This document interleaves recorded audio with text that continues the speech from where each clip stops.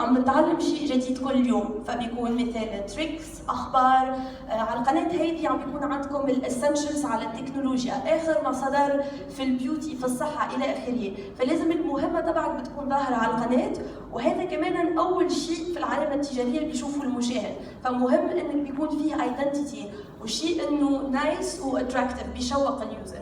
الشيء المهم تو ريمبر انه البانر لما بتظهر على اجهزه اخرى مش الكمبيوتر، مثلا على الموبايل ولا التابلت الى اخره، ما بيظهر من البانر الا الوسط. فميك شور انه وات ايفر بتحط على البانر تبعك بيكون في وسطها، حتى اذا ظهر على اي جهاز اصغر بتكون دائما بتظهر بطريقه حلوه وواضحه.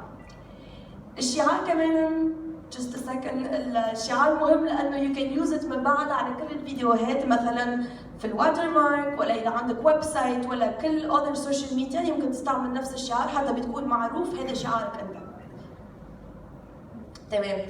الويلكم فيديو هذا المقدمه التعريفيه ولا الدعائيه، هذه بتعطي بيشوفوها اليوزرز اللي مش مشتركين اول مره بيجوا على القناه، عادة ما فيها كتير يوزر بيطلعوا على الاباوت سكشن هيدي، فذاتس واي لازم يو ميك شور انه الهوم فيها كل الاشياء اللي اليوزرز نيد تو نو على قناتك. فاللي يمكن المقدمه التعريفيه هذه يمكن بتكون اخر فيديو حملتها على القناه، ذاتس فاين، ويمكن كمان بتكون مقدمه 30 seconds بتعطي لليوزر توقعات على القناه، مثلا ستي تيوند كل اسبوع بيكون عندكم اخر التكنولوجيا ولا احسن تريكس في الجيمنج الى اخره، فميك شور بيكون عندك شيء اللي هو كاتشي بيشوق اليوزر، مثل تريلر فور موفي ولا فور تي في شو. اوكي، فالمهم ايضا انه بتخلي التريلر هذا ريسنت مش كثير قديم، لانه لما بنشوف تريلر عنده مثلا سنتين ولا 3 سنوات بنحس انه يمكن القناه مش كثير حيه. وشيء اخر يمكن تعمله انه في جنب القناه بيكون المقدمه التعريفيه للقناه كتابيه، اذا في حدا ما عنده وقت حتى يتفرج التريلر يمكن بيقرا تعريف القناه بالانجلش، بالعربي، بالفرنسي، كل اللغات اللي انت الجمهور المستهدف يمكن يتفرج عليها. السكشنز اللي هي كل الاقسام لازم من الاحسن انه بتكون افقيه، واي؟ لانه اذا انا بتفرج على جهاز اصغر ولا ما بنعمل سكرول داون، لازم النظره الاولى يمكن نشوف اخر الابلودز، احسن الفيديوهات، اخر ما صدر في الجيمنج الى اخره، فخلي الاقسام بتكون ممكنه وبتكون افقيه. اوكي، فحتى بنعمل شويه سم اب يعني تلخيص.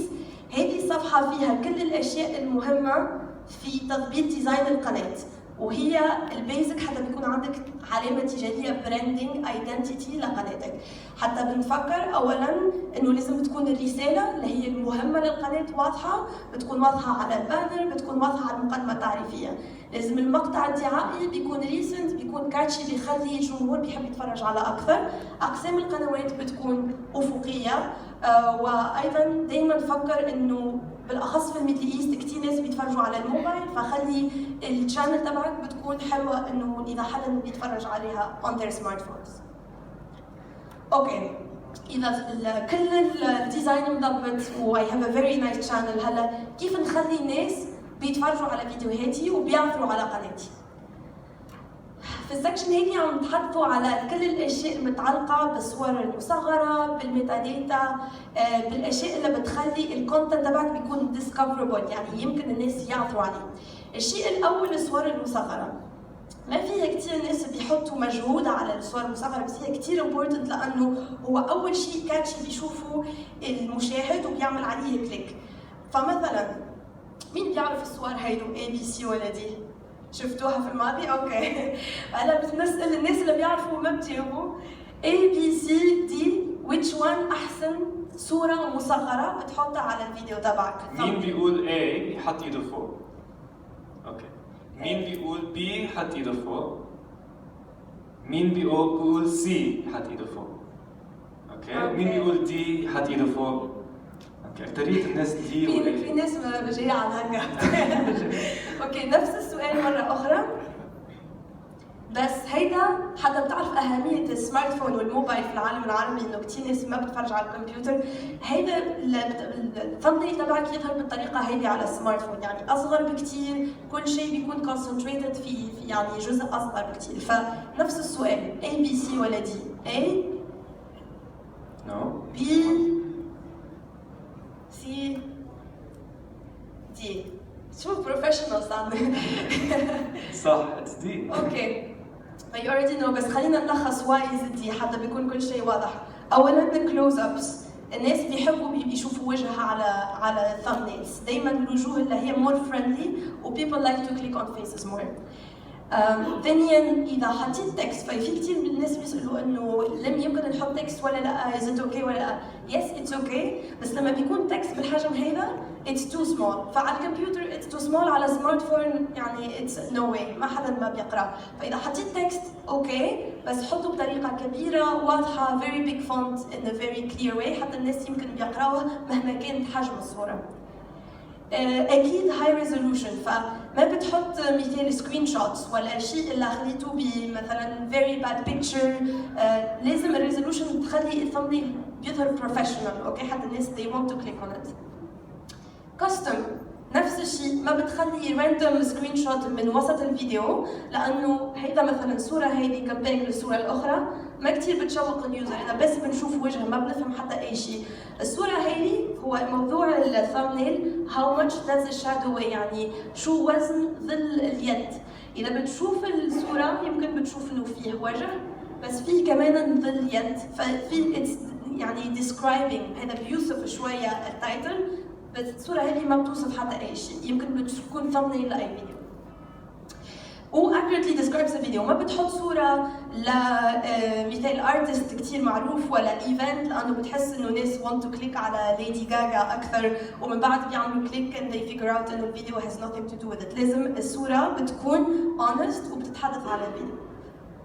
اوكي. بس فيني أقول few facts. في عاملين ريسيرش عن الثامبنيلز، لقينا انه 90% من التوب 100 popular videos هن custom thumbnails، فاللي عم تقوله مروه كثير مهم custom thumbnails.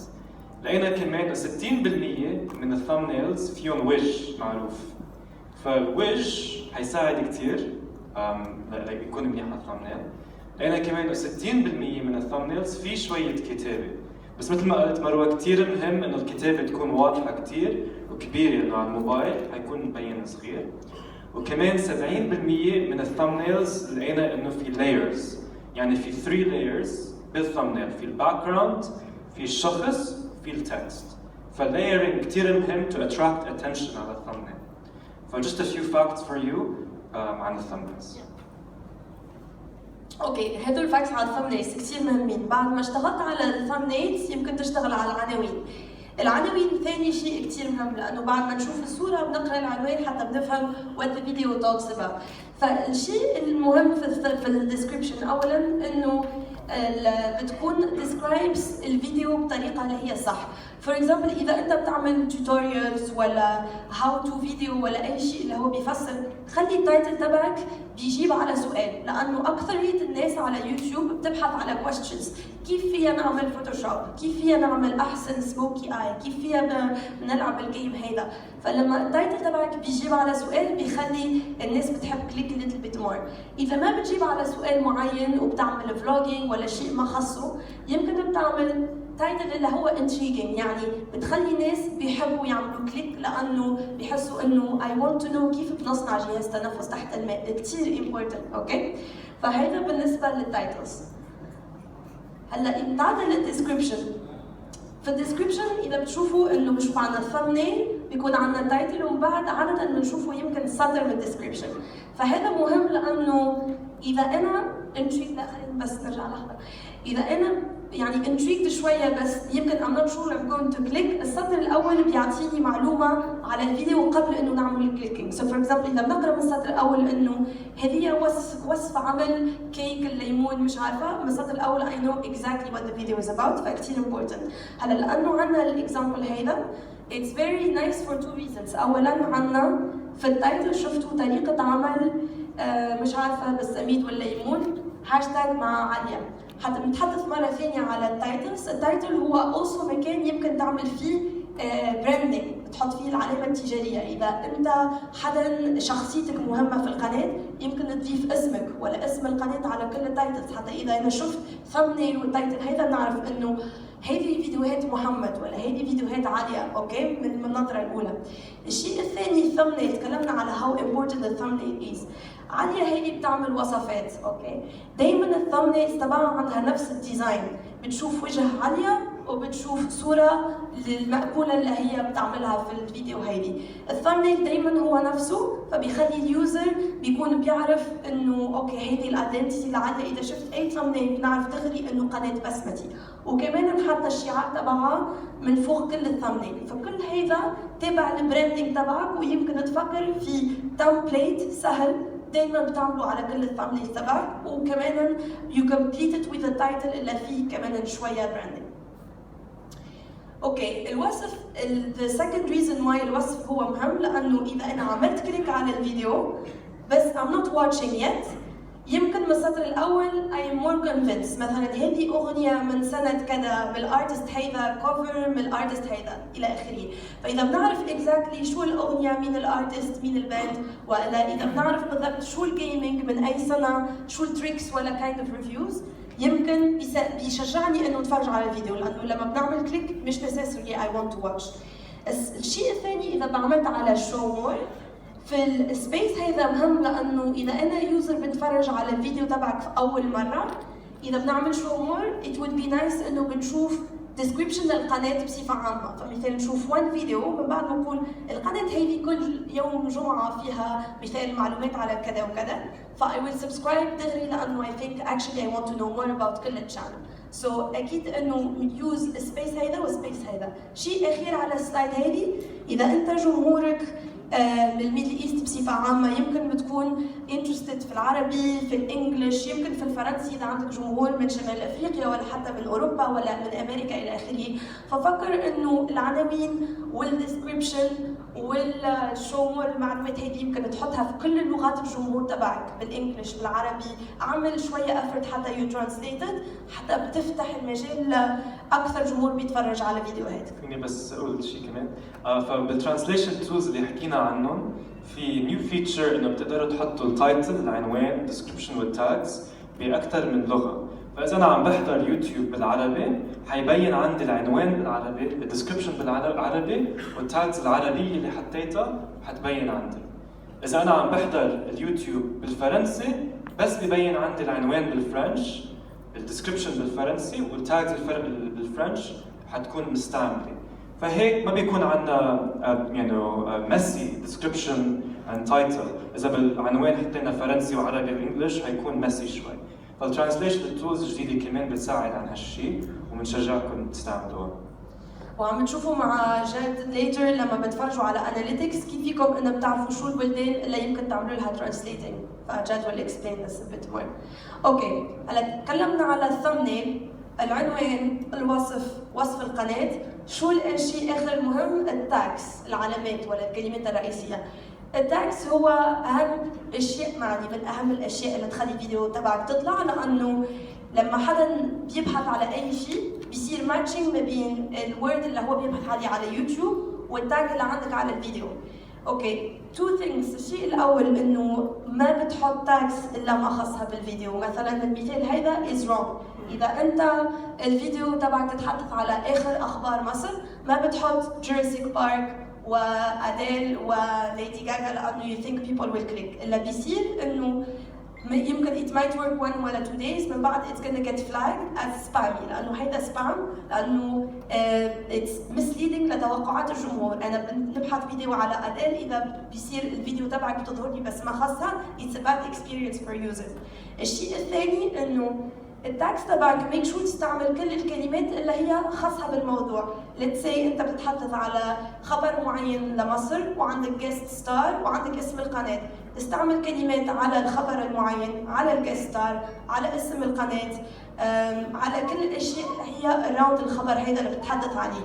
اوكي، فميك شور تستعمل كل الكلمات اللي هي relevant باللغات الاخرى كمان اللي هي مهمه بالنسبه لقناتك، بالعربي، بالانجلش، بالفرنش، كل اللغات اللي هي مهمه.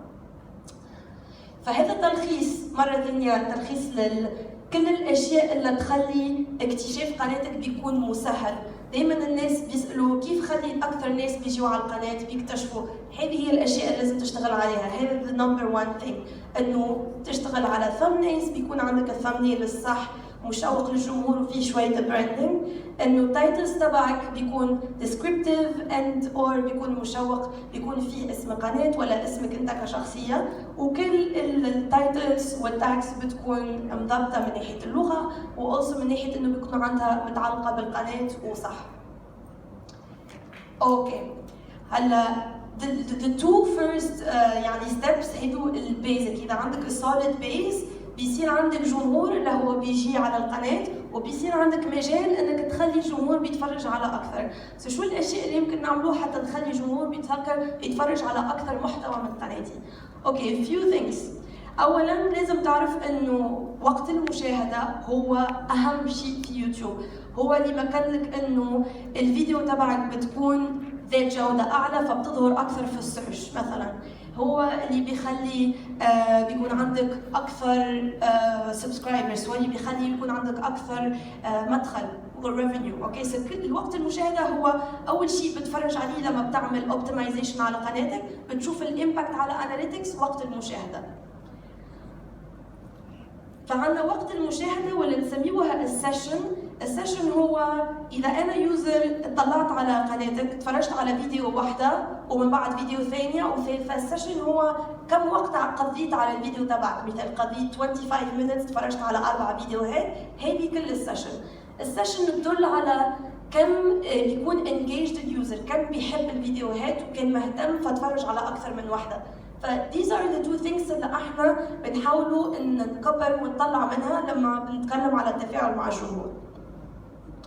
فهذه بضع الايدياز اللي يمكن تفكر فيها ويمكن تطبقها على قناتك. الشيء الاول انه اذا بتتحدث على في حدا من هون بيتحدث مثلا على tutorials step by steps how to explanations اشياء مثل هيدي. اوكي كلكم اذا بتعملوا فيديو مثل هيدي شيء مهم انه في اول الفيديو بتخلي صورة للمنتوج النهائي اللي عم تعمله. إذا هو توتوريال بتخلي الميك اب يظهر وإلا بيفور أفتر.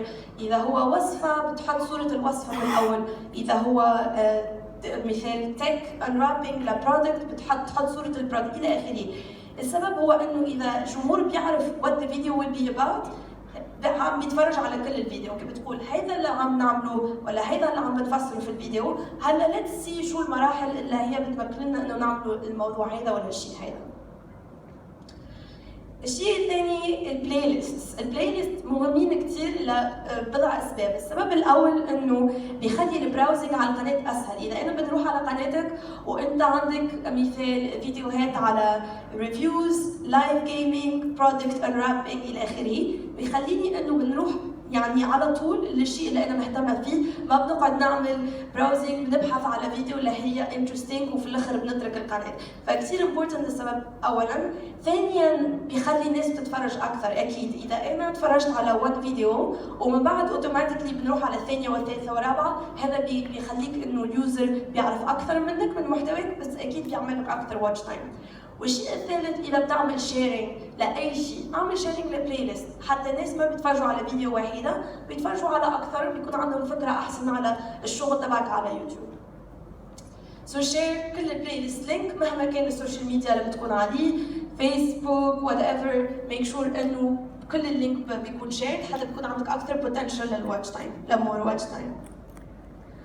اذا تكلمنا على ذا نيو بول كاردز، هذه الكاردز بصفه عامه اللي يمكن تعملها. فاذا الجمهور تفرج على كل الفيديو فاكيد هيز انترستد انه بيتفرج على اكثر، فدونت مس الاوبورتونيتي انه تخليه تعطيه لينك انه بيتفرج على فيديو اخرى، بلاي ليست اخرى، ولا انه بيعمل سبسكرايب. الشيء الاخر اذا بتحس انه الجمهور مثلا ويل سي ذات في الاودينس ريتنشن في اناليتكس، اذا الجمهور بيترك الفيديو بعد 40% من الفيديو ليتس سي، حط له تيزر اللي هو التيزر هيدا اللي بيظهر، بيخلي اللينكس اللي هي بتظهر على الاند كارد بتظهر قبل انه بيترك الفيديو، ويلسي مع جد كيف تعرف انه النسبه المئويه ل when you can put التيزر هيدا.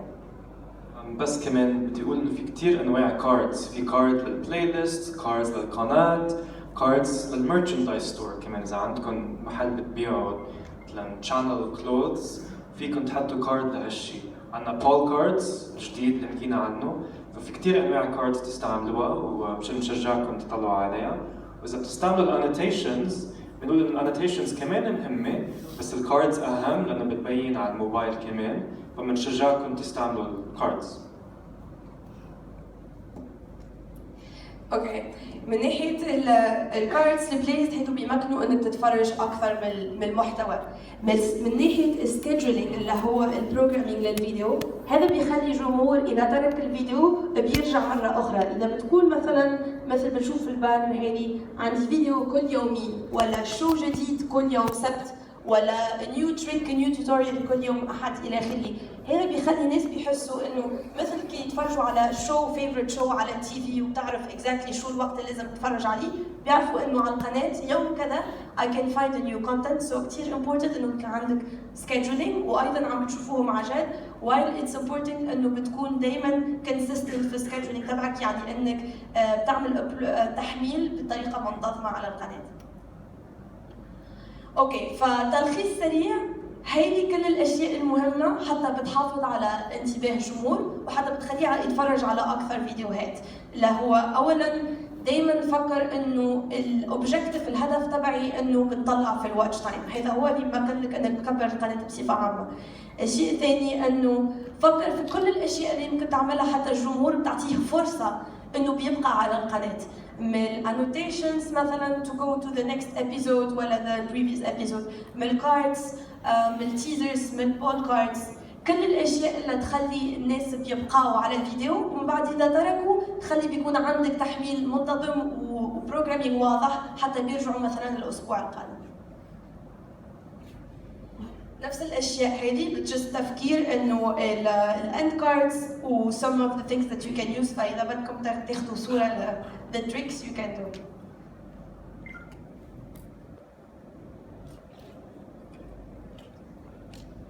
اوكي، إذا كان الجمهور بيتفرج على فيديو واحدة وثانية وثالثة وصار فان، خلاص اشترك في القناة، كيف نخليه بيبقى فان معجب؟ كيف نخليه بيبقى مشترك؟ لأنه إذا زهق الجمهور يمكن بيترك القناة وبيروح على قناة أخرى. كيف نخلي الناس بيحبوني وبيحبوا قناتي؟ بضع أفكار هذه، أكيد كل واحد منكم عنده أفكار مختلفة وطبيعة قناة وطبيعة شخصية مختلفة، بس هيدو بضع أشياء ممكن تعملوها وأكيد بيمثلوا some of these.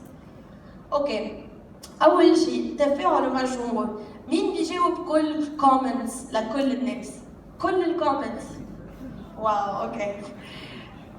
It's very good. So just one thing important إنه لما يكون عندك كتير comments it's okay إنه you don't answer all of them، بس make sure إنك بتجاوب بطريقة استراتيجية. مثلا جاوب الفان اللي هو دايما بيرجع ودايما عنده شيء بيقول على كل فيديو مثلا تحملها، ولا جاوب على الكومنتس اللي هي مفيدة وفيها مثلا construction لconversation اللي هي مفيدة للقناة. فجاوب على الكومنتس للفانز اللي هم كتير enthusiastic وكتير يعني faithful للقناة. مين بيجي كومنتس ما كتير حلوين على القناة؟ اوكي. انتوا بتعرفوا كمان الكومنتس اللي ما كتير بتحبوها ما بدكم اياها تبين، فيكم تعملوا لها هايد.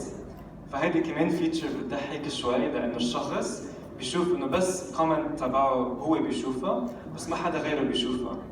اكثرية الناس الترولز اللي بيجوا يحطوا كومنتس منها حلوة كتير، هن بدهم اتنشن، فهيدي معمولة لإلهم انه ما رح يجيهم اتنشن، فما رح يرجعوا يحطوا كومنتس مش محل. وكمان you can set negative keywords، صح؟ كلمات سلبية اللي تعرف انه ما بنحب نشوف اي كومنت بيحتوي على كذا كلمة مثلا. اوكي، هلا من ناحية المشاركة اللي كثير مهم انه بيكون عندك يعني طريقة انك تتكلم مع الجمهور، اي طريقة انه حتى بيحس الجمهور انه في conversation معه. ففي few things you can do. اولا اذا ما عندك وقت مثلا تجاوب على كل الكومنتس، واكيد هذا يمكن تعرفوه انه بتعمل فيديو وبتعمل Q&A يعني answers لكل الكويستشنز اللي بتجيك دائما بطريقه منتظمه، ولا questions حلوه، ولا just بتعمل selection لستة questions للستة fans وبتعمل لهم answers. مين عمل فيديو مثل هيدي Q&A answers؟ اوكي، ففكروا انه هيدا it's an easy way انك تعمل answering للستة question كبيره، وايضا الناس بيحبوا these videos لانه بيحسوها اكثر personal وبتتكلم معهم بطريقه direct، فبيحسوا انه these videos are made for them، وعاده بيحبوا كثير this kind of personal touch. ففكروا انه تعمل from time to time فيديو كل الاسئله دائما بتجيكم. الشيء الاخر اللي يمكن تعملوه انه اذا عندكم كثير فانز دائما بيحبوا المحتوى تبعكم، ولا دائما عندهم كلمه حلوه على كل فيديو، قولوا لهم ثانك يو. ويمكن كمان بتقولوا اسمهم، مثلا تعملوا فيديو يو ثانك سبيسيفيك فانز مثلا اللي هم كثير فيفول، ولا تقول شكرا يا محمد يا سلمى للكومنت كثير بيعجبني، شكرا لانك دائما يو كومنت كل ماي فيديوز اي ريلي ابريشيت ات. فقل اساميهم مثلا ومنشن ذم في الفيديو لانه هيدا كثير حلو بالنسبه لهم.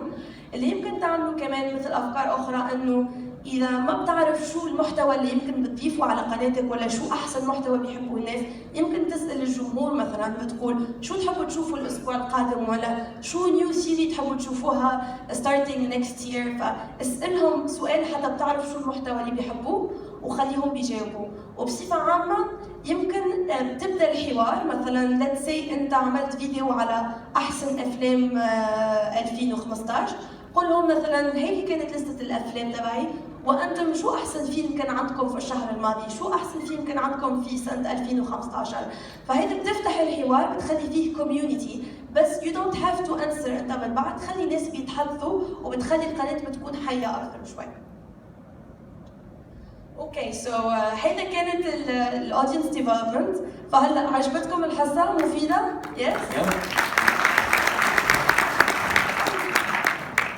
اوكي، حنعمل اكسرسايز صغير بس على السريع. حنسألكم توقفوا وتقعدوا على أسئلة نحن حنسألها، اوكي؟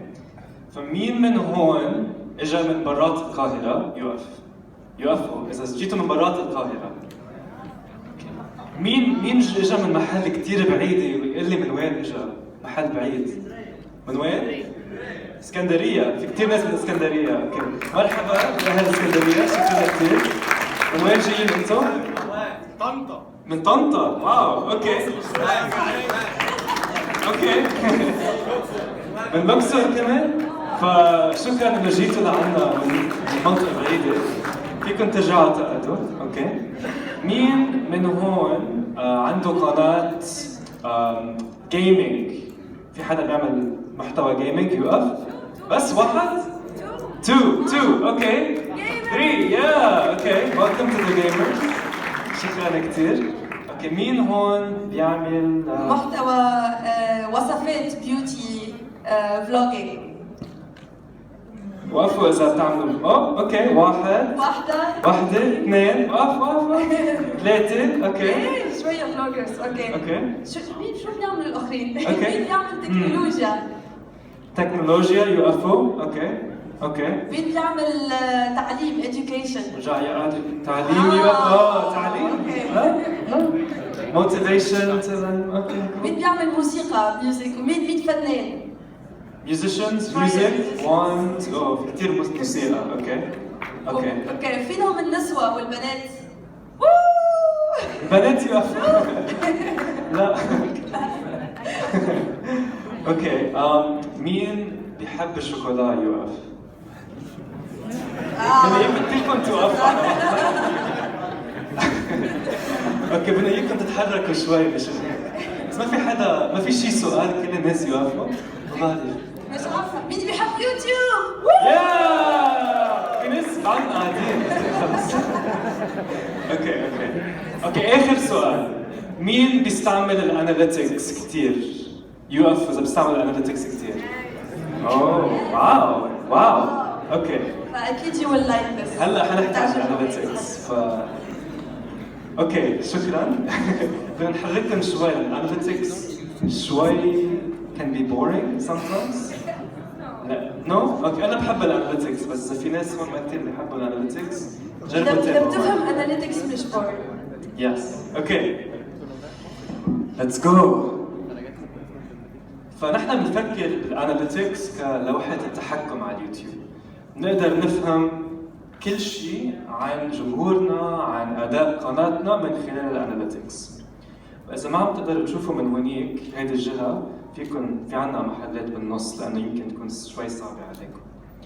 اوكي. فحنحكي عن هالاربع اشياء، نحن بنقسم كيف بنفكر بالاناليتكس بهالاربع اشياء. اول شيء نسال حالنا سؤال نحب نجاوب عليه. بعدين نطلع على الاناليتكس على التقرير الصح، الريبورت الصح اللي على الاناليتكس. من بعد ما نطلع على الريبورت نطلع بانسايتس، نفهم شيء من خلال التقرير. بعد ما نطلع بانسايت بننفذ الشيء، ناخذ اكشن. فحنقسم كيف حنفكر بالاناليتكس بهالاربع اشياء. والاسئله اللي حنجاوب عليها هن هالثمانيه، فيمكن ما تقدروا تشوفوها من بعيد فاقرا لكم اياها على السريع. في كثير ناس يمكن منكم بيسال حاله كيف اداء قناتي؟ حنجاوب هالسؤال. هل هنالك جمهور يشاهد القناه؟ كمان حنجاوب هالسؤال.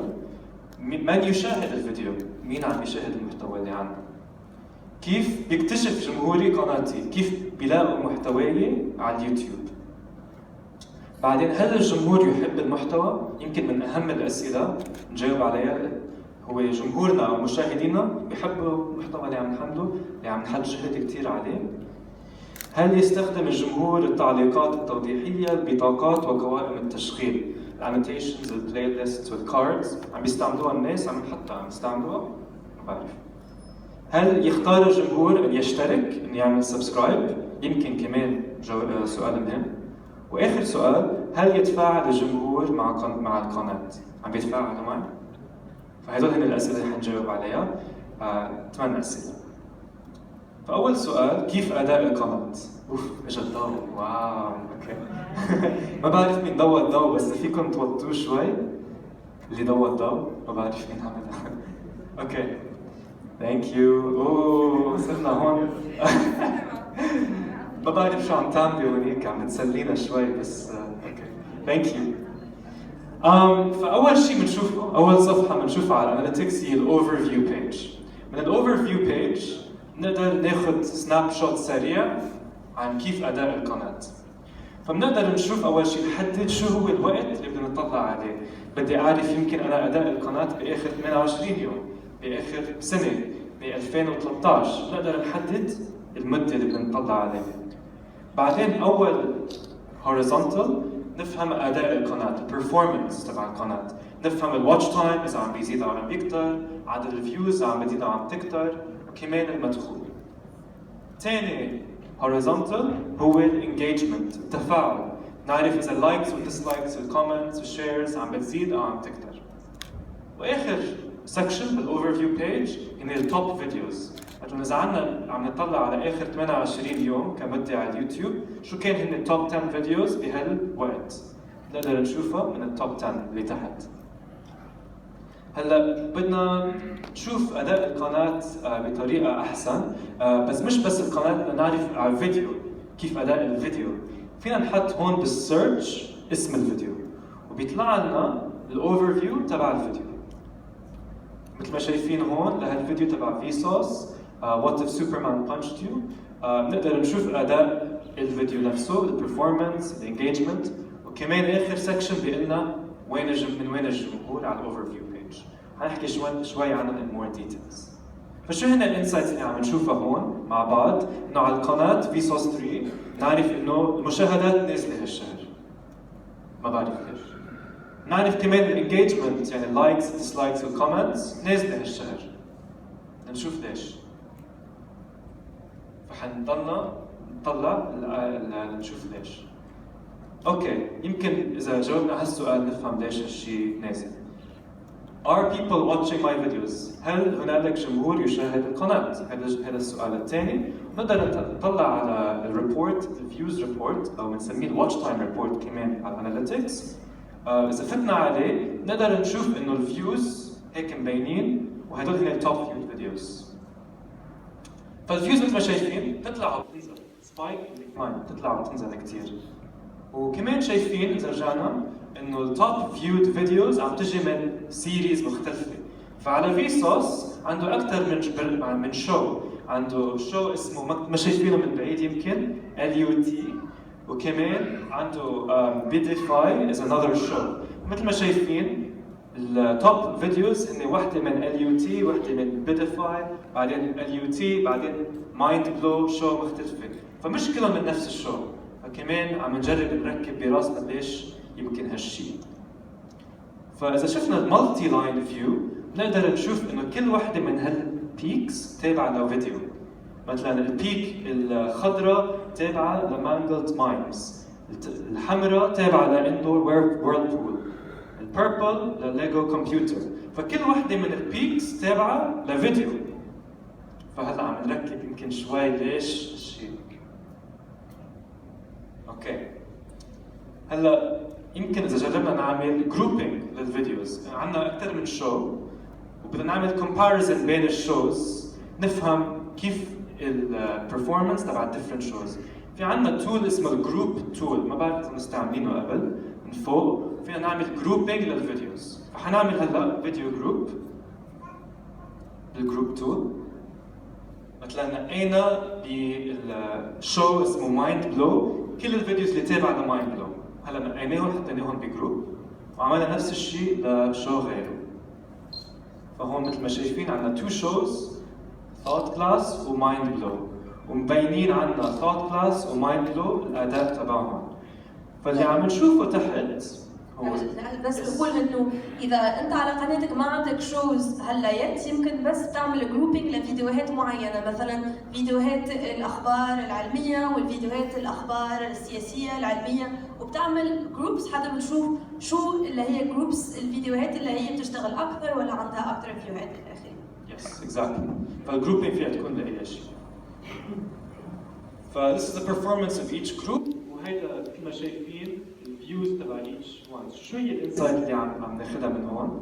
فتنا عليها انه نقدر نشوف انه مايند بلو بتجيب لنا عدد فيوز اكثر 8 مليون كومبيرد لتقريبا 3 مليون من الثوت كلاس.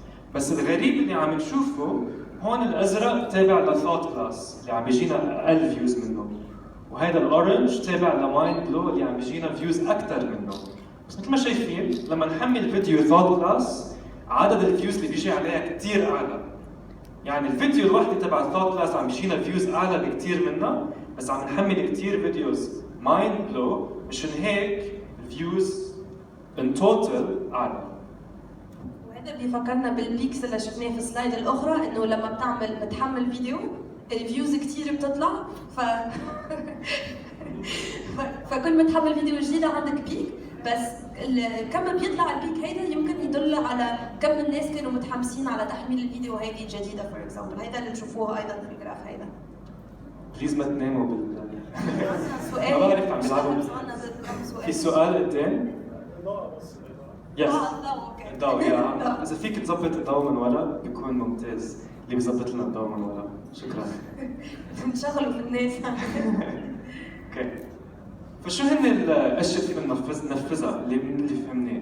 فهمنا انه في شوز مور بوبيلر عم تجينا فيوز اكثر منها لما نحمل 1 فيديو منها، فنعمل اكثر من هالنوع من الفيديو. بعدين كثير مهم يكون عندنا جدول نشتغل عليه. الجدول حكينا عنه بالاودينس ديفلوبمنت ورك شوب انه كثير مهم، لانه لما يكون عم نحمل فيديوز مثل ما شايفين سبايك لكل ما نحمل فيديو، فلما نحمل فيديو حيجينا فيوز عليه. تو كيب ات جوينج لازم يكون عندنا جدول متتالي نضلنا عليه.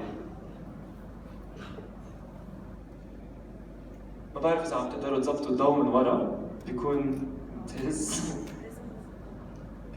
يس ثانك يو، بس هيك شوي برايت. خلص خلينا على هالضوء. شكرا كثير. اوكي هلا مين يشاهد الفيديو؟ مين عم يحضر الفيديو اللي على قناتنا؟ كمان سؤال مهم نقدر نجاوب عليه، بنقدر نجاوب في الديموغرافيكس ريبورت اذا فتنا عليه. ومثل ما شايفين هون قناه ثريد بانجر اكثريه المشاهدين فيميل، 77% فيميل، واكثريتهم اعمارهم صغيره بين 18 و 34، مثل ما شايفين اكثر شيء البلدان اللي عم يجوا يحضروا هالمحتوى من اليو كي، يو اس، كندا، اكثريتهم بيحكوا انجلش، بس في نذرلاندز والفلبين، في ناس بيحكوا داتش وتاغالوج فلبينو كمان عم يحضروا هالمحتوى. تفكروا انه السكشن لانه اي ثينك مش واضحه كثير اسم السكشن، هيدي اسمها ديموغرافيكس، وكل مره عم نعطيكم اسم السكشن، ففكر حتى لما بترجع على اناليتكس بتعرف what section to go under حتى بتشوف what information يس. فمثل ما حكينا في بلدان عم يحضروا المحتوى يمكن ما بيحكوا وهذا كمان. فشو فينا نعمل؟ شو فينا ننفذ؟ فينا نحط الكابشنز باللغات اللي عم يجي عليها جمهور. فعندنا جمهور من النذرلاندز وجمهور من الفلبين، فلازم نحط الكابشنز بهاللغات نقدر ننفذ هالشيء. alright. كيف عم بيلاقوني جمهوري على اليوتيوب؟ كمان سؤال كثير مهم بنقدر نجرب نجاوب عليه، وبنقدر نفوت على Traffic Sources Report. Traffic Sources Report إذا بتحبوا تكتبوها. فإذا فتنا على Traffic Sources Report نقدر نشوف إنه قناة فيسوس 3 أكثر شيء جاي عليها ناس من خلال Suggested Videos. الفيديوز اللي بيجوا على جامع، الفيديو لما نحضره هذه اسمها Suggested Videos. فإذا فتنا على ثاني وحدة اللي فينا نرجع بليز. البراوز فيتشرز هي ثاني وحدة. مين بيعرف شو يعني براوز فيتشرز على اليوتيوب؟ شوي صعبة يمكن. اوكي، وشو هي البراوز فيتشرز؟ لما واحد بيفتح اللي بتظهر في السبسكرايب، ولما بيفتح الهوم بيج بتاعته او الاد اللي بتطلع اول حاجة على جوجل غير ما يسيرش ولا اي حاجة. 100%. فهيدي هي البراوز فيتشرز. البراوز فيتشرز هي الفيتشرز تبع اليوتيوب، مثل الهوم بيج، السبسكرايبر فيد، كل هالاشياء. فاذا كبسنا عليها البراوز فيتشرز بس فتنا عليها نقدر نشوف انه التوب سورسز ان الوات تو واتش بيج، يعني الهوم بيج اللي على اليوتيوب، السبسكرايبر فيد، ماي سبسكريبشنز، واتش ليتر، كل الفيتشرز اللي على اليوتيوب. فاللي عم نقدر نفهمه هون انه الناس عم يجوا يحضروا المحتوى من خلال الهوم بيج، من خلال السبسكرايبر فيد، من خلال الواتش ليتر فيتشر كمان. فشو نقدر نفهم من هالشيء؟ نقدر نفهم انه سبسكرايبرز عم يحضروا المحتوى، لانه الهوم بيج والسبسكرايبر فيد ناس حيجوا يحضروها بس اذا عم بتبين الفيديو من على الهوم بيج والسبسكرايبر فيد، بس بتبين عن السبسكرايبرز اللي على القناه. هلا اذا فتنا على يوتيوب سيرش ما كانت كثير مبينه اذا رجعنا. يوتيوب سيرش مثل ما شايفين واطي كثير، سادس وحده من خلال الترافيك سورسز، بس عم بيجي منها 5% من المشاهدات، ما كثير عاليه، ويوتيوب هي ثاني اكبر سيرش انجن بالعالم. يس، فحنشوف هلا بالسيرش. اذا فتنا على السيرش، بسنا على السيرش، نقدر نشوف شو هن السيرش تيرمز اللي بيستعملوها الناس ليلاقوا المحتوى اللي على قناتي. فهون قناة فيسوس 3 مثل ما شايفين التوب سيرش تيرم هي فيسوس 3 اسم القناة. كمان في كلمات مثل دوم، اب اول نايت، جيم، LUT، اسم الشوز اللي على القناة. فبنقدر نفهم شو هن السيرش تيرمز اللي بيستعملوها الناس. إذا أنا اسم القناة بيستعملوها الناس بيكتبوها على اليوتيوب سيرش ليطلعوا محتوية، صار عندي براند على اليوتيوب، الناس بفوتوا على اليوتيوب بيعملوا سيرش لمحتوية. كان في عندنا سؤال عن التاجز، حكيت مروة عن التايتل والديسكربشن والتاجز. كل هالكلمات اللي بتستعملوها على اليوتيوب بيستعملها السيرش الجوريثم ليطلعها على اليوتيوب، فكلهم مهمين. التايتل والديسكربشن كثير مهمين، التاجز كمان مهمة، بس فوكس على التايتل والديسكربشن. اوكي. فهدول هي ترافيك سورسز، نقدر نفهم انه البراوز فيتشرز عالية، فعم يجينا كثير مشاهدات من الاكزيستنج فانز، من السبسكرايبرز، بس كمان نقدر نفهم انه السيرش ما كثير قوي، لازم نحسن السيرشابيلتي تبع محتوانا لنقدر نطلع السيرش على الترافيك سورسز. فالاكشنز اللي فينا نعملها، نعرف انه السيرش ويك، فبنعمل محتوى يمكن حوالي الاشياء اللي عم بتصير حوالينا، ترندنج توبكس، هذا الاشياء اللي الناس عم يعملوا سيرش عليها. مثلا هلا رمضان جاي، فلازم تكونوا عم تفكروا شو المحتوى لرمضان اللي حتعملوه، لانه هيدا حيساعدكم تطلعوا بالسيرش.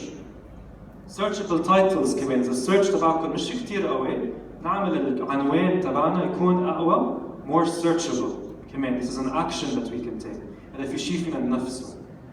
كمان مثلا اذا suggested videos ما كثير قوي كان قوي هون فينا نعمل مثلا thumbnails تكون احلى او احسن تساعد الواحد يفوت على الفيديو لانه هي اللي بتبين على suggested videos. فبنقدر نفهم من خلال الترافيك سورسز ريبورت شو فينا نحسن يجينا اكثر مشاهدات على الفيديو. كمان اذا عم تفكروا طب كيف فيني اعرف انا شو الترندنج حوالي بمصر او برات مصر؟ في عندنا تول اسمها جوجل ترندز google.com/trends بتقدروا تفوتوا عليها وتطلعوا شو الترندنج تيرمز. اذا كتبنا ايجيبت وكتبنا مثلا نانسي عجرم بنقدر نعرف how much is نانسي عجرم trending in Egypt.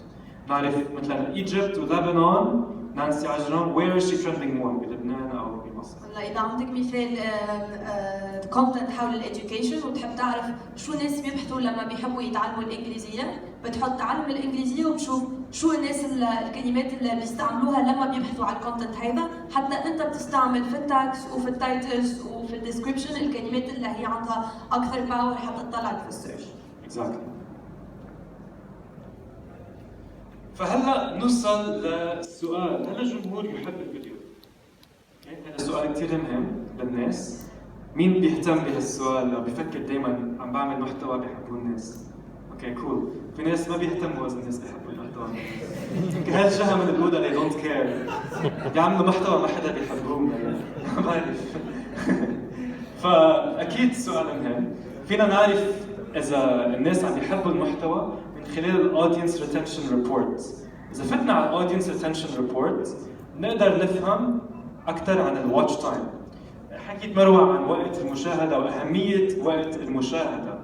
فاذا فتنا على الاودينس ريتنشن ريبورت بنقدر نشوف مثلا هالفيديو قديش المشاهدات خلال الفيديو. فبنقدر نتابع بالفيديو ونشوف قد ايه عدد المشاهدين throughout الفيديو كله. مثل ما شايفين اذا كبسنا على النكست سلايد انه عدد المشاهدات بتنزل باول كم ثانيه من الفيديو. عم نروح من 100% من المشاهدين لتقريبا 70% من المشاهدين، 30% من المشاهدين عم بيتركوا الفيديو بعد كم ثانيه. فليش بيصير هالشيء؟ يمكن لانه الانسايت اللي بنقدر ناخذها يمكن هيدا لونج انتروداكشن، عنده انتروداكشن طويل، نحن عم نجي نحضر الفيديو بدنا نشوفكم انتم عم تحكوا عن المحتوى اللي بتحكوا عنه عاده. ما جايين نشوفكم عم تحكوا عن حالكم، عم في انفوجرافيك طويل او في لوجو بيضلوا 10 ثواني على الفيديو. لونج انتروداكشنز not a good idea. كمان مثل ما حكيت مروه انه لازم تبلشوا المحتوى دائما بطريقه تجذب الجمهور من اول الفيديو. فاذا ما عملتوا هالشيء يمكن تلاقوا انه عدد المشاهدات بتنزل. في كمان one more thing ما حطيناها على السلايدز، هي اذا التايتل او العنوان او الديسكربشن او التاجز ما لها خص ابدا بالمحتوى حتلاقوا انه عدد المشاهدين باول كم ثانيه حتنزل كثير، وهالشيء ما رح يساعدكم من جهه وقت المشاهده. فاكيد نحن بدنا نساعد الناس اللي عم يعملوا محتوى بيحبوه الناس وعم بيستعملوا تاجز والديسكربشن والتاجز الريليفنت. فهذا الشيء حيساعد تشوفوا انه ما رح ينزل كثير باول الاودينس ريتنشن ريبورت. فهون مثل ما شايفين عم بيطلع شوي عدد المشاهدين. نقدر نعرف شو النقطة اللي بالفيديو المشاهدين عم يحبوه عم يرجعوا له ليحضروا هالنقطة من الفيديو. فبنقدر نعرف يمكن هاو تو فيديو عملوا شيء كثير مهم بدهم يرجعوا يحضروه الناس ليفهموه. او يمكن انتم كوميديانز بتعملوا شيء بيضحك وعملتوا جوك كثير بتضحك بدهم يرجعوا يحضروه الناس كثير ليشوفوكم عم تعملوا هالشيء بيضحك. هذا بمكان لك انه تفكر في المستقبل في اذا بتعمل مثلا بيست اوف ولا احسن ما عملت في السنه الماضيه، يمكن تفكر في الاشياء هذه اللي كانت كثير عندها سكسس في وسط الفيديو هذا. اكزاكتلي. كمان باخر الفيديو عاده بتشوفوا انه عدد المشاهدات بتنزل. هذا الشيء عادي باخر الفيديو لما خلص المحتوى حينزل عدد المشاهدين، بس بتقدروا تخلون عم يحضروا by having like ما كثير وقت طويل باخر الفيديو ما عم تعملوا شيء مهم فيه، وتكون المسج عن مثلا سبسكرايب او احضروا هالمحتوى او عندكم اناونسمنت تعملوها بطريقه تجذب المشاهدين وتخليها عندكم. انه عاده بنشوف نحن عدد المشاهدات بتنزل باخر الفيديو بعد ما يخلص المين كونتنت او المحتوى المهم اللي بالفيديو. مثل ما شايفين هون 90% من المشاهدين تركوا الفيديو قبل ما يشوفوا الانوتيشن او الكاردز او اي شيء، فهالشيء اكيد مش منيح. شو فينا ننفذ؟ فينا ننفذ اول شيء الانترودكشنز الطويله ما نحطها، رح تنزل عدد المشاهدات باول الفيديو. كمان نبلش بالمحتوى بطريقه سريعه، نجذب الجمهور يحضر الفيديو من اول ما يبلشوا. وكمان الانوتيشنز والكاردز اللي حنحكي عنها هلا نستعملها بنقط بالفيديو يكون في عنا مشاهدين، واذا عم نستعملها باخر الفيديو، واحسن شيء نستعملها باخر الفيديو، نجرب انه نخلي المشاهدين يحضروا throughout the video بدون ما يتركوا قبل ما يشوفوا الانوتيشنز والكاردز. حنحكي شوي عن الكاردز. حكينا انه الكاردز كثير مهمه، بس كيف نعرف اذا عم يستعملوها الناس؟ اذا فتنا على الكاردز ريبورت، في عنا ريبورت اسمه كاردز ريبورت، اذا فتنا عليه بنقدر نشوف كم عدد المشاهدين اللي بيشوفوا الكارد وبيقرروا انه حنكبس على الكارد.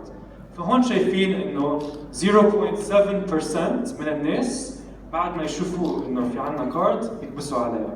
فيمكن مش كثير عالي هالشيء، بنقدر نحسن على هالموضوع.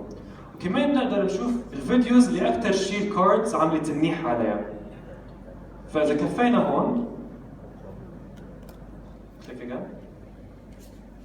انه the best performing cards نقدر نشوف ليش عملت منيح.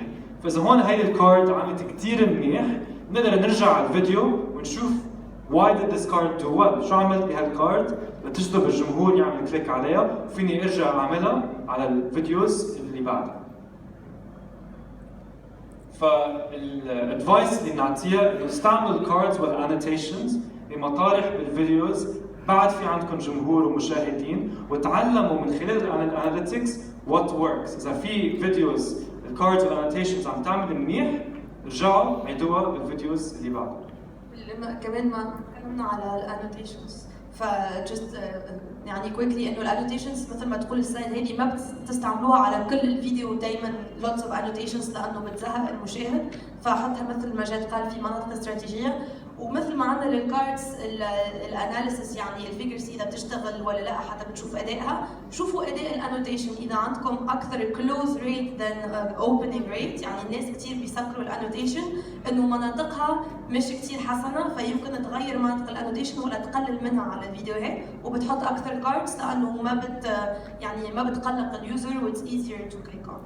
يعني بنلاقي نحن انه المحتوى العربي كثير بيستعملوا الانوتيشنز بطريقه مزعجه شوي، بيغطوا الفيديو بيحطوا انوتيشنز بمطارح ما كثير منيحه، بيروحوا على اناليتكس عم بيشوفوا بروبلي كلوز ريت كثير عالي، وهذا مش حسن للاودينس ريتنشن. كمان شفنا اذا ما بيحبوا بيعملوا كلوزنج على الانوتيشن بيتركوا الفيديو بالمره. اوكي، اخر سؤالين بعد ما زهقتوا ان شاء الله. اوكي، السبسكرايب، هل الناس المشاهدين عم بيقرروا يعملوا سبسكرايب على القناه؟ نقدر نفهم هالشيء اكيد من خلال السبسكرايبرز ريبورت. في سؤال؟ بالنسبه للبضاعات الاستفساريه ما بعرفش اوصل لاجاباتها، ازاي اعرف ان المشاهد جاوب؟ عم تحكي عن البول كاردز. البول كاردز هي نوع من الكاردز، مش بتجي من الاناليتكس، تقدر تشوفها من خلال الكارد نفسها. البول كاردز في عندها ريزلتس بتقدر تشوفها. اوكي، إذا بتحب بعد الحصة I'll sit with you and explain it لأنه هلا عندنا جمهور كثير كبير، فخليني أجاوب على السؤال 1 to 1. Alright, subscribers. فينا نشوف عدد السبسكرايبرز اللي بيجوا على القناة كل يوم، يوم ورا يوم. غنية I think يوم ورا يوم طلعت معهم. فبنقدر نشوف عدد السبسكرايبرز اللي بيجوا عنا كل يوم، وكمان إذا كبسنا على الفيديو click on video نقدر نشوف شو هن التوب فيديوز اللي عم بيجيبوا لنا عدد سبسكرايبرز. فهون بنعرف انه ال 10 هاوسهولد هاكس جبت لنا 700 سبسكرايبر تقريبا. ففينا نعمل او نفهم شيء من هالانفورميشن انه في عندنا فيديوز عم بتجيب لنا سبسكرايبرز كثير. فالهاك فيديوز مثل ما شايفين بهالمحتوى بهالقناه عم بتجيب لنا سبسكرايبرز كثير. اكثريه الفيديوز اللي عم تطلع لنا هون هي نوع الهاك فيديوز. هلا كمان فينا نعمل هالشيء، اذا فتنا على السبسكرايبرز بعد مره عملنا compare metric وفتنا على views. نقدر نعمل comparison بين الفيوز اللي عم تجينا من subscribers وفيوز عم تجينا من non-subscribers. فإذا عملنا هالcomparison نقدر نشوف إنه عدد الفيوز اللي عم تجينا هي 3.2 مليون، بس 21,000 منهم هن من السبسكرايبرز. فبنقدر نعرف إنه ما كثير السبسكرايبرز عم يحضروا محتوينا، أكثرية الفيوز عم تجي من non-subscribers. وفينا نحسن على هالشيء. وشو فينا نعمل؟ فينا نعمل فيديوز أكثر بتجيب لنا عدد سبسكرايبرز أو تنحضر by our subscribers، وبنقدر نعرف هالشيء من خلال السبسكرايبر ريبورت. وكمان كثير مهم تتذكروا انه الناس بينسوا يعملوا سبسكرايب مرات، بيحضروا فيديو وبينسوا انه يعملوا سبسكرايب. فذكروهم بالفيديو بطريقه مباشره ويمكن مضحكه اذا انتم بتعملوا شيء كوميدي مثلا انه يعملوا سبسكرايب. عملوها بطريقه تكون اوثنتيك، ذكروا الناس انه يعملوا سبسكرايب، هذا الشيء كثير مهم. بس عملوها بطريقه شفويه لانه شفنا يمكن 30% اكثر سبسكرايبرز لما بتحثوا هم الناس انه بقى بيعملوا فعلا سبسكريبشنز، لانه اذروايز ما كثير بيكونوا انجيج ناتشرلي، فتفكروا انه يعني بتعملوا شيء هيدا شفويا في اخر. صح. اوكي، لاست كويستشن. هل الجمهور اللي عندنا او السبسكرايبرز اللي عندنا عم بيتفاعلوا معنا على قناتنا؟ نقدر نعرف هالشيء كمان اذا فتنا على الفيوز ريبورت. فتنا هون عندنا اوبشن سبسكرايب اند نوت سبسكرايبد. فينا ننقي نشوف بس الفيوز اللي عم تجي من السبسكرايبرز وبس الفيوز اللي عم تجي من النون سبسكرايبرز. فاذا شفنا بس السبسكرايبرز الفيوز اللي عم تجي منهم فينا نفوت عليها ونقدر نشوف انه this is the number of views بس من السبسكرايبرز. هيدي التوب فيديوز للسبسكرايبرز اللي على قناتنا، وبنقدر نفهم قديش عم يحضروا هن محتوينا وقديش عم يتفاعلوا هن معنا. اوكي، فمثل ما شايفين هون، او يمكن ما شايفين صغير شوي، انه اكثريه الابلودز الريسنت يعني اللي حاطينها ريسنتلي عم بيجي عليها فيوز كثير من السبسكرايبرز. السبسكرايبرز بيجيهم نوتيفيكيشنز اذا حملت فيديو جديد، وكمان ببين على الهوم بيج، ببين على السبسكرايبر فيد. باكثريه الوقت بنلاقي انه السبسكرايبرز بيحضروا الريسنت ابلودز، فلازم تجربوا تحملوا فيديوز بطريقه متتاليه على جدول، لانه اكثريه المشاهدات اللي بتجي على الريسنت فيديوز هي من السبسكرايبرز. اذا بدكم تخلوهم عم يتفاعلوا معكم تكونوا عم بتحملوا بكثافه.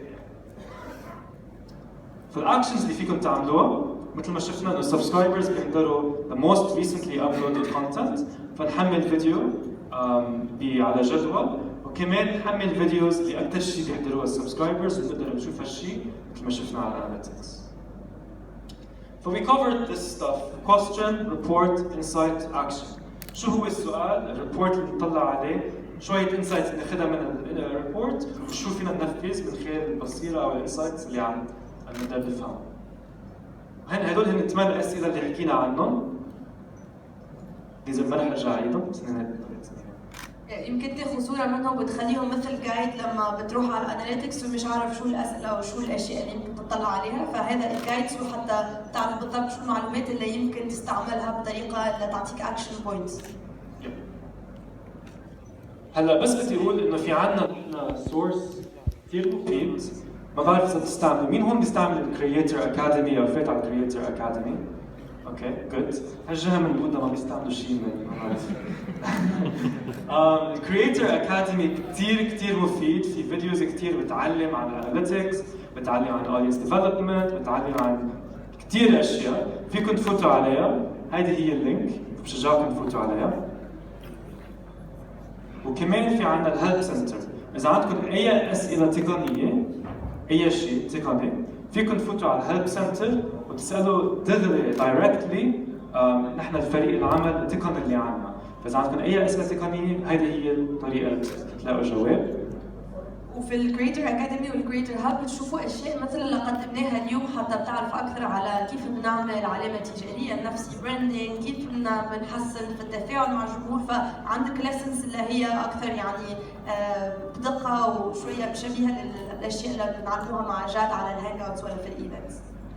كول. ليتس سي اذا عندكم اي اسئله عن المحتوى اللي قدمناه اليوم. في عندنا سؤال من ورا.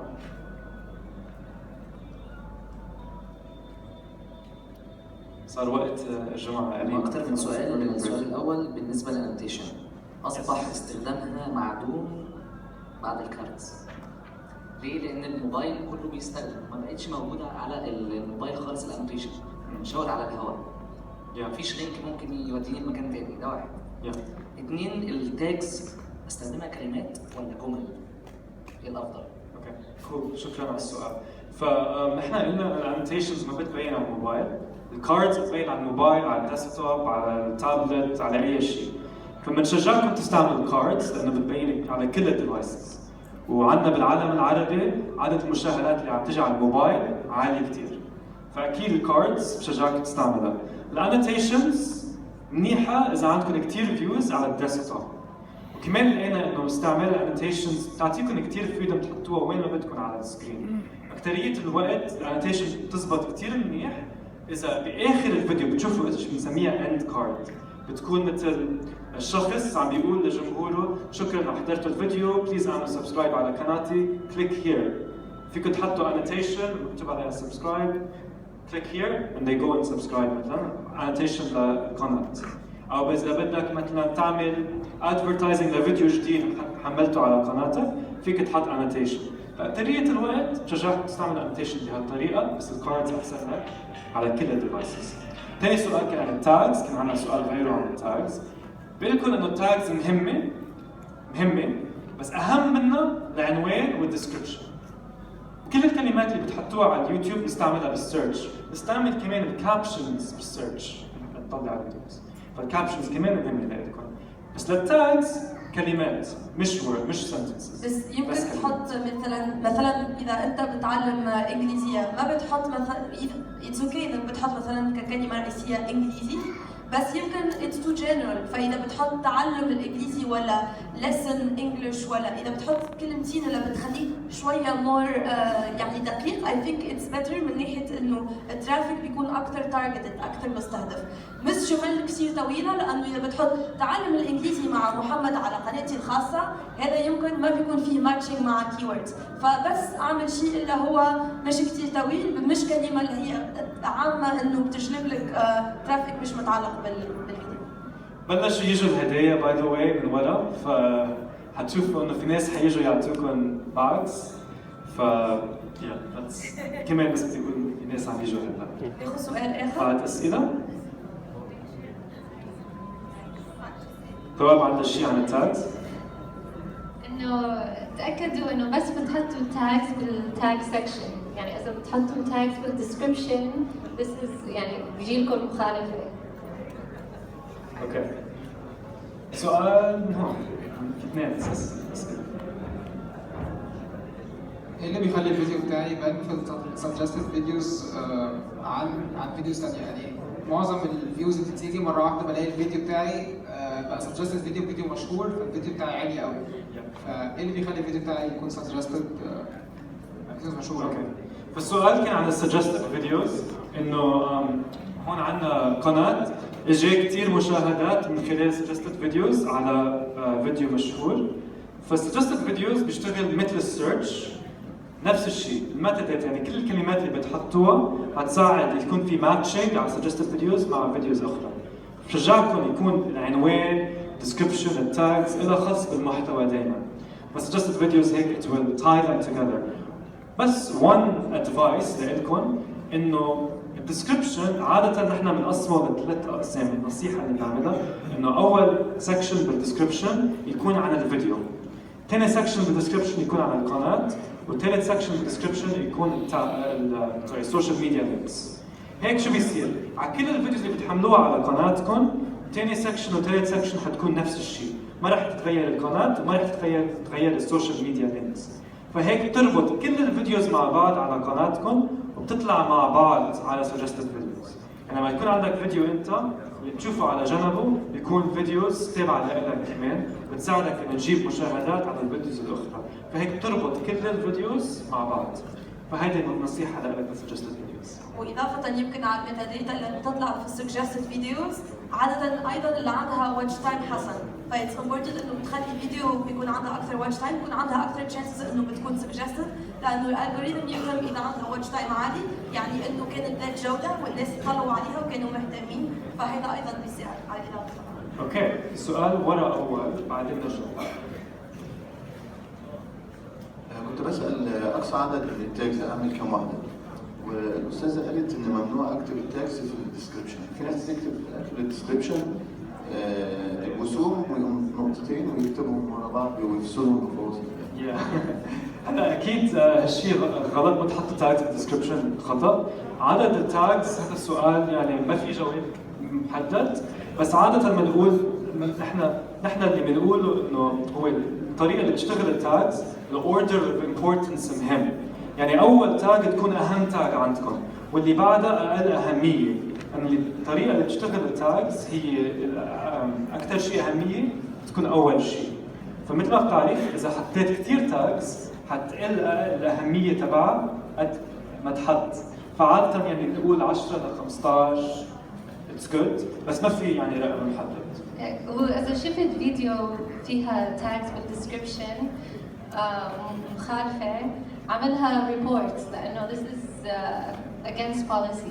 يعني بجوز ما حدا عملها ريبورت مشان هيك لساتها موجوده. اوكي كان في عندنا سؤال، سألت سؤال حنرجع له. اول ورا بعدين نرجع. اوكي حنجاوب على الاسئله. هل في وسيله اقدر اعرف اكثر كلمات التاج شهره؟ انا عندي فيديو معين وعايزه اعرف اكثر كلمات تاج مشهوره اقدر احطها عندي عشان تخلي الفيديو بتاعي يظهر اكثر. يس اوكي سؤال كثير مفيد للجميع. شفنا على السلايد كان عندنا سلايد تحكي عن الترافيك سورسز. خليني ارجع فوق فرجيكم اياها بعد مره.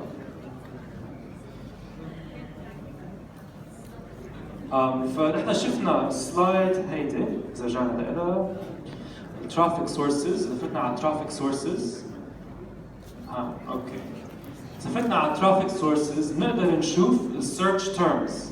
مثل ما شايفين معي هون كل الكلمات المستعمله على القناه لتطلع المحتوى اللي على القناه، يعني السيرش تيرمز اللي عم بتطلع المحتوى على القناه. اللي بنقدر نعمله كمان بنشوف على الفيديو ليفل، يعني اذا عندنا فيديو واحد عم بيجي عدد كثير من الفيوز او الواتش تايم بدنا نفهم شو هن السيرش تيرمز الناس استعملوها ليلاقوا هالفيديو.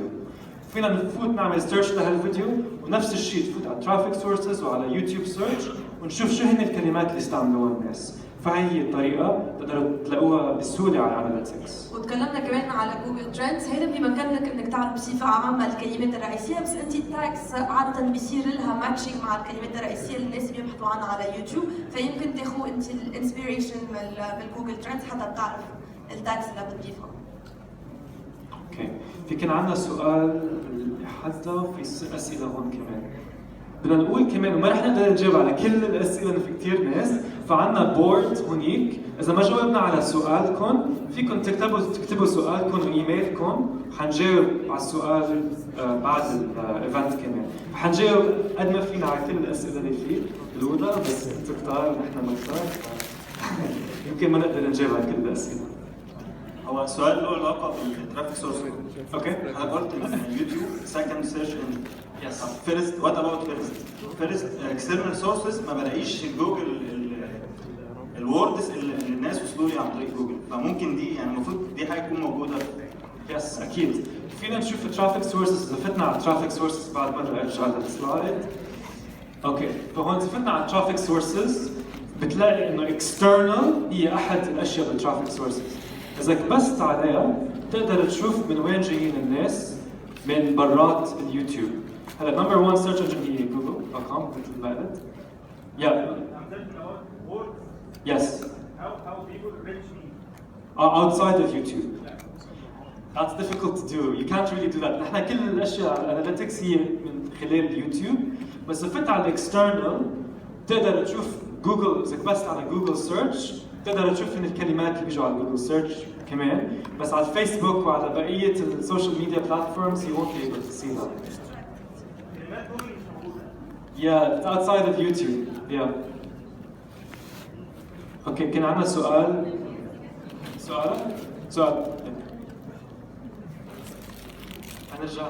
لا عندي سؤال دلوقتي. Yes. انا دلوقتي لما باخد محتوى تمام من اي حد واركبه عندي في الفيديو بتاعي، غيري بيعمل نفس الموضوع والفيديو بتاعه ما بيتقفلش، الفيديو بتاعنا بيتقفل. صوتي وحش؟ مروه سمعتيني؟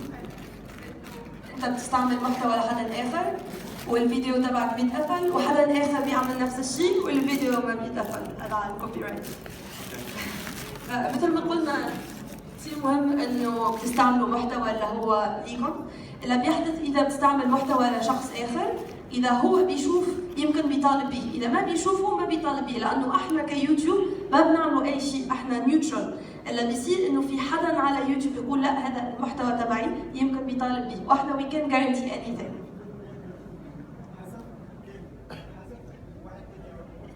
لانه الشخص هيدا طالب بالمحتوى تبعه والشخص الاخر يمكن ما طالب. لان احنا it doesn't depend on YouTube, it depends على الاونر للحقوق.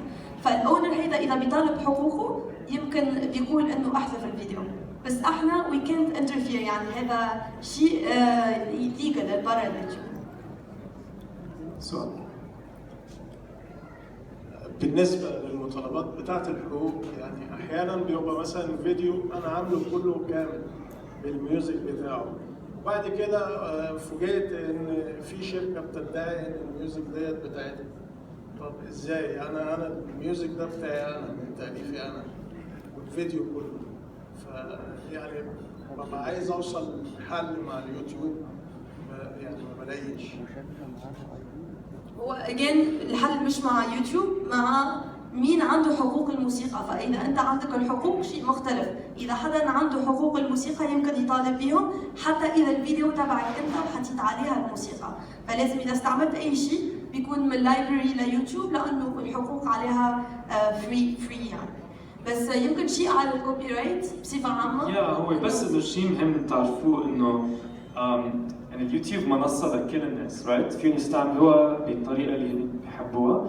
نحن الحقوق عندنا بالعالم العربي ما كثير مفهومة وما كثير متطورة بعد، يعني الناس ما بيفهموا شو يعني حقي شو مش حقي.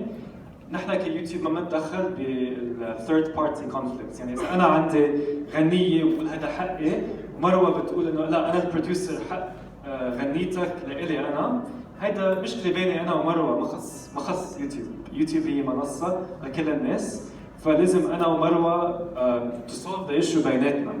هي الحقوق يعني بتتغير من بلد لبلد. نحن عندنا الحقوق ما كثير متطورة كمان، وفي كثير بتلاقي إنه في عندنا مشاكل بهالشيء. بس أهم نقطة اللي مروة عادتها أكثر من مرة، إنه جربوا قد ما فيكم كل شيء على اليوتيوب يكون 100% أنتوا طلعتوا وعملتوا كل شيء. أنا طلعت بالفكرة، أنا أنتجت الفيديو، أنا عملت الإديتنج تبع الفيديو، أنا حملت الفيديو 100% لإلي، ما رح يصير عندي مشاكل. وإذا صار عندي مشاكل كل شيء أنا عملته I'll be safe. إذا عم تستعملوا محتوى مش لإلكم يمكن تفوتوا بمشاكل. مثل ما قلت مروة عندنا اوديو لايبرري، ميوزك لايبرري على اليوتيوب، إذا عندكم موسيقى عم تستعملوها برات الميوزك لايبرري تبع اليوتيوب يمكن تفوتوا بمشاكل، لأنه هالشيء الحقوق الناس اشتغلوا كثير وحطوا جهد على هالموضوع، فيمكن إنه they have the right على المحتوى اللي هن طلعوا فيه. لا ايضا I wanted to say انه لانه الكوبي رايت هو it's يعني a tough subject، وعندك في ناس اللي هي في وسط يوتيوب سبيشالست، لانه شيء هيدا ليجل وانا وجاد مش سبيشالست في الكوبي رايت، فبنعمل هانج اوت سيشنز، يعني سيشنز اونلاين مع سبيشالست من عندنا من فريقنا. ف we will send you links، بنعزمكم على هانج اوت حتى يمكن تسالوا الكوبي رايت كويستشنز هيدول، لانه حتى اذا عندنا يعني جنرال انسر ما فينا بنروح على ديتيلز، لانه شيء هيدا كثير ليجل وكثير سبيسيفيك. فاللي عم تقولوا مروه انتم كلكم جيتوا اليوم، عندنا your details، عندنا your emails. اللي حنعمله حنرجع to invite you على سيشن بس للكوبي رايت، لانه في كثير اسئله اليوم شفناها، ثواب كمان اجاها اسئله كثير عن الكوبي رايت، فحتكون بس للكوبي رايت. مثل ما قلت مروه نحن يعني ما كثير متخصصين بهالموضوع، فبنقدر نجاوب قد ما فينا على هالاسئله، بس كمان specific cases لازم نطلع عليها specifically، فلازم تبعت انت ايميل للتكنيكال سبورت تيم يطلعوا على سبيسيفيك كيس، يمكن انت الكيس تبعك تكون سؤال اخير كان عندنا سؤال من قدام completely ignored، سوري. اوكي. بسأل عن الاستخدام التاجز بتاعت المنافسين من جهة المنافسين، هل ده كوبي رايتد التاجز بتاع المنافسين عشان اجيب ترافيك منهم؟ يعني مثلا اسم تشانل منافسه ولا اسم شخص منافس؟ هو عادة إذا أنت competitors channel names مثلا. اوكي جو اهيد. هو انا اللي حقوله انه اذا تعاونت مع هالقناه، اذا عملت فيديو مثلا انا عملت فيديو مع ايجيبتون عملناه مع بعض، تعاوننا على الموضوع، اكيد له خص استعمل اسم ايجيبتون بالتاجز اللي عندي، بس اذا انا ولا مره حكيت مع ايجيبتون وما تعاونت معه ابدا، اكيد ما فيني يعني استعمل له خص. ف سوري لو نفس السبجكت انت ما تعاونت معه، فاكيد ما فيني استعمل. بس البوليسي ما بعرف اذا عندك انه حعيد نفس الشيء، انه لازم Yeah. التاج تكون مخصوص بالفيديو، يعني Yeah. ما بصير تستعمل نرجع لنفس المشكل السبامي تاج، اذا بتحط اسم تاج اللي هو ما خص الفيديو، توقعات المشاهد بتكون غلط. في عندنا واحد واقف هونيك بده يسال سؤال فبروح لعندك. انبسطتوا باللايكس؟ يس؟ ويا ترى لو انا عملت فيديو انتاجي في اي شخص او اي جهه ممكن تحذف الفيديو دوت وتدعي ان هو بتاعها غيري؟ اوكي I think فهمت السؤال مرة ثانية. في ده كله حصل. اوكي اعطي مروه المايك تقدر تجاوب عليه. اذا حطيت انا منتور يعني فيديو اللي هي بتاعي، بس في حدا اخر بيقول انه لا انا انتجت الفيديو، بس هي فعلا الفيديو انت انتجتها، هل هذا اوكي ولا لا؟ رجعنا للكوبي رايت. لا اكيد انه اللي بيصير انه بيصير فيه بروسس انه ما بيناتكم في حدا، انت لازم يكون عندك legal documents وهو لازم عنده legal documents، وفي اخر at the end of the day هذا يعني بيصير بيروح لبرا يوتيوب at the end of the day اذا انتم ما صرتوا يعني agree، لانه لما بيصير ownership conflict انت بتقول لا انا المنتوج تبعي، هو بيقول لا انا تبعي، احنا كيوتيوب we have no way to know، ما فينا بنعرف مين عمل الفيديو، ف at the end of the day بيكون ما بيناتكم. اخر سؤال كوبي رايت، لانه حكينا على already انه عم بيكون عندنا sessions about the system. مشكله مع شركه اتصالات معينه وتم اهداء عليا بالبلطجي في المكان دوت، وانا رفعت الفيديو دوت وكذا مكالمه، فجاه الاربع فيديوهات اتشالوا والشركه اسمها كول فريتشر ادعت ان هو بتاعها. اوكي؟ هيدا it's a very specific case. يعني عندنا جمهور كثير كبير اليوم اللي حنقدر نعمله حط السؤال والايميل على البورد وبدنا نرجع لك من عند الكوبي رايت تيم حتى يكون عندك اجابه. اكتبها لنا اياه على البورد ما تنسى، لانه حنرجع نجاوب عليها، بس it's very specific، حنزهق بقيه البورد هونيك. كمالا السؤال للباشمهندس، يس لو الفيديو دلت يقدر يرجع تاني؟ يعني لو دلتنا الفيديو، لو حضراتكم دلتوه ينفع يرجع تاني لو انا ثبت ان هو ملكي؟ في حاله كمان ان انا عامل حاجه في 2013 وفي برنامج تلفزيوني قال مثلا نكته او حاجه في 2015، طب انا حاطط الفيديو من 2013 وانتوا نزلتوه في 2015، هو من حق مين؟ ايد انا. اذا انت تعرف ان الفيديو تبعك انت وهم they took it، في شيء على اذا بتعمل كوبي رايت انفرينجمنت فورم بتبحث عليه على جوجل، يمكن بتملي فورمه وبتروح للكوبي رايت تيم. اذا في هنت؟ اوكي let's get a hint. في بالنسبه للموضوع الكوبي رايت والماتش في شركه معروفه اسمها ادريف دي انها بتطلب حقوق الفيديو وتحط عليه اعلانات من غير اي وجه حق. يعني انا حصل معايا مثلا في الشانل بتاعت اخويا حوالي نتكلم في 20 فيديو هو من تصويره وانتاجه ما فيهاش اي ميوزك ما فيهاش اي كونتنت تابع لاي حد، فهي بتعمل مطالبات بوضع الاعلانات على الفيديو ده. لما بيحصل فيه نزاع ما بيوصلش حل، مبقاش في حل في الموضوع والشركه بتنتصر، رغم ان الموضوع ده او الفيديو ده مفيش محتوى ليه في خارجي لاي حد، هو فيديو حصري مفيهوش اي حاجه ولا ميوزك ولا حاجه من الشانل ولا اي حاجه من الكلام ده كله. فلما عملت سيرش على الادريف دي انا لقيت ان في كتير جدا ناس بتشتكي منها، وهي لحد 3 ايام لسه شغاله بتعمل مطالبات برضه بنفس الكلام، كله بيتكلم انها سبام نتورك او بتعمل مطالبات كاذبه، لكن للاسف مفيش حل من قبل اليوتيوب. والمنازعات دايما هي بتنتصر لانها بترفض النزاع وبتاكد على ملكيتها الفيديو وبتعرض عليه اعلانات. فلازم يبقى في حل في الموضوع ده فعلا، لان هو وسع كبر. بالنسبه لنفس الموضوع برضو، الفكره كلها ان الشركه دي ليها اولويه عند يوتيوب، يعني انتوا فاتحين لهم المجال انه يثبت حقوقه بطريقه او باخرى، هو كشركه مثبت وعنده خانه ما اعرفش اسمها ايه بالظبط، بيقدر يضيف المحتوى بتاعه مجرد ما يترفع عند حد تاني. بالظبط. انت اليوتيوب اوتوماتيك بيحذف غيره. طيب انا كحساب فردي انتجت شغل وصرفت عليه وتعبت نفسي فيه، ليه ما يبقاش ليا ميزه زي الشركه؟ اوكي هجاوب على السؤال. على فكره الموضوع ده مهم جدا، في ناس كتير جايه النهارده عشان ده. يس رجاء بس معلش في حاجه بسيطه، مش على الاجابه. انا معلش انا اسف في الكلمه، يعني مش عايز رد حضرتك يكون هنحل وانت موجود معانا، يعني احنا عايزين حل فعلي ونوصل لحاجه وانتوا معانا. اوكي cool. Wow. A lot of copyright questions. خليني جرب بس سريع. اوكي. فهو موضوع الكوبي رايت اكيد موضوع كبير مثل ما شايفين اليوم. فاللي فينا نعمله بس اذا فيكم تسمعوني عم جرب جاوب على سؤالكم، ما بعرف كيف بتحبوا تسمعوني. حنعمل سيشن على الكوبي رايت مع سبيشالست حيجاوب على اسئلتكم بطريقه احسن منا نحن شغلتنا مش بالكوبي رايت، بس حجاوب عليك.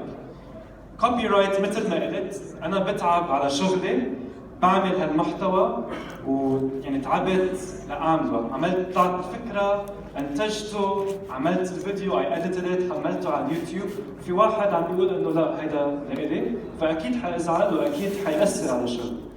اليوتيوب عندنا بروسس في يجي كليم على المحتوى من شركه يمكن عندها كونتنت اي دي، بس انا كمنتج ومبدع فيني اعمل كاونتر نوتيفيكيشن، يعني يقول لا هيدا الحق لإلي، هيدا المحتوى لإلي 100% وعندي البروف لإلي. فاذا عملت كاونتر نوتيفيكيشن ما رح يقدر الشخص يرجع يشيل المحتوى عن اليوتيوب بدون بروف، وهالشيء حتقدر انت تخلي المحتوى على قناتك بدون ما ينشر. هلا مثل ما قلت المحتوى انت حتتعب عليه مثل ما اي حدا عم بيتعب على محتوى ويحمله على اليوتيوب، فنحن نعطي القدره للواحد to protect their rights على اليوتيوب، لانه هو يعني whoever they are، اذا انا شركه مثل روتانا اثينك معنا اليوم بيتعبوا يعملوا موسيقى بيحطوها على اليوتيوب، لازم يكون عندهم القدره هن to protect المحتوى اللي لهم. فذس وكل الفرد عنده الباور يعمل هالشيء من خلال الفون. هلا اذا انت عندك مشكله individual فينا نحكي عنها بعد الحصه، تعال عندي انا حاحكي معك عن الموضوع. حاسس كانه في شويه مشكله انت عندك طويله على الكوبي انت اللي حاعمله. عندي حل حنقعد مع بعض بالغداء ناكل مع بعض نحكي عن الموضوع وبجرب حل الموضوع معكم قبل ما اترك اليوم. اذا ما في حل حنلاقي حل للموضوع، فبناكل مع بعض ونحكي عن الموضوع. كول؟ اوكي ان شاء الله خلصنا الموضوع.